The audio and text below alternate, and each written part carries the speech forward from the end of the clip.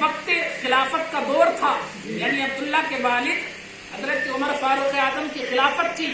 حضرت عبداللہ کو یہ بات ناگوار گزری، سوچ رہے تھے میرے باپ کی خلافت، میرے باپ کی خلافت اور میرا باپ ان کے نانا کا غلام اور میں ان کا غلام، یہ کیسے؟ کہتا ہے کہ میں اپنے ابا حضور سے تمہاری شکایت کروں گا، میں جا کر کے تمہاری شکایت کروں گا. آتے ہیں، آنے کے بعد اپنے ابا حضور حضرت عمر فاروق اعظم سے کہتے ہیں، عرض کرتے ہیں، اے بابا جان، امام حسن اور امام حسین یوں کہہ رہے ہیں کہ میں ان کا غلام ہوں اور آپ ان کے نانا کے غلام ہیں. آپ فرماتے ہیں اے بیٹے عبداللہ کے واقعی انہوں نے ایسا کہا ہے.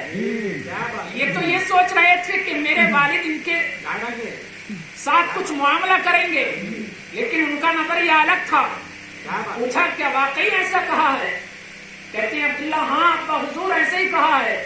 جب ایسا کہا ہے تو چلو ہم کو ساتھ لے کر کے چلے. ساتھ جاتے ہیں، وہیں آ جاتے ہیں جہاں امام حسن اور حسین ہے.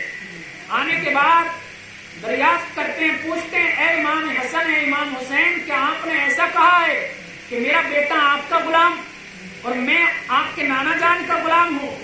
تو آپ پھر بڑی شان و شوکت کے ساتھ فرماتے ہیں ہاں ہم نے ایسا ہی کہا ہے، آپ کا بیٹا عبداللہ ہمارا غلام ہے اور آپ ہمارے نانا جان کے غلام ہیں. تو کہتے ہیں، عرض کرتے ہیں کہ یہ لکھ کر کے دے سکتے ہو کیا؟ یہ لکھ کر کے دے سکتے ہو؟ کہتے ہیں ہاں ضرور لکھ کر کے دے سکتے ہیں.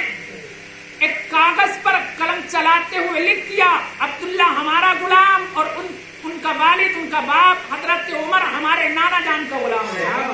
وہ کاغذ کا ٹکڑا لیا عبداللہ نے، آنکھوں سے لگایا چوما اور سینے سے لگا لیا. عبداللہ دیکھ رہے ہیں یہ کیا ہو رہا ہے، عبداللہ دیکھ رہے ہیں یہ کیا ہو رہا ہے.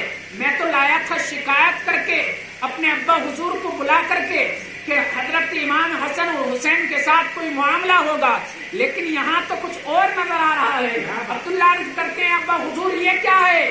تو حضرت عمر فرماتے ہیں تجھ کو معلوم نہیں، جن کو ان کی غلامی کی سند مل جائے گی اللہ رب العزت اسی کا آخرت میں بیڑا پار فرما دے گا. بے شک، سبحان اللہ سبحان یہ اللہ. سند مل گئی ہے، اب میدان آخرت میں میں اس سند کو دکھا کر کے ان کی غلامی اختیار کروں گا.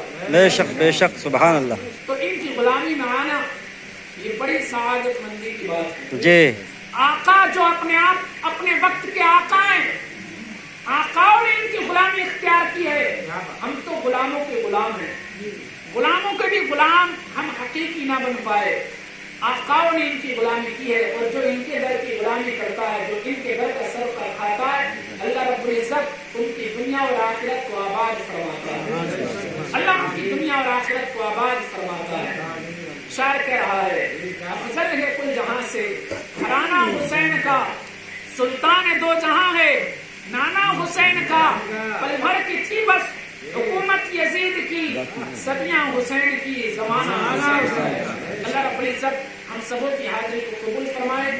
اس محفل کی برکت سے اس گھر میں اور سننے سنانے والوں کے گھروں میں برکت نازل فرمائے. السلام علیکم ورحمۃ اللہ.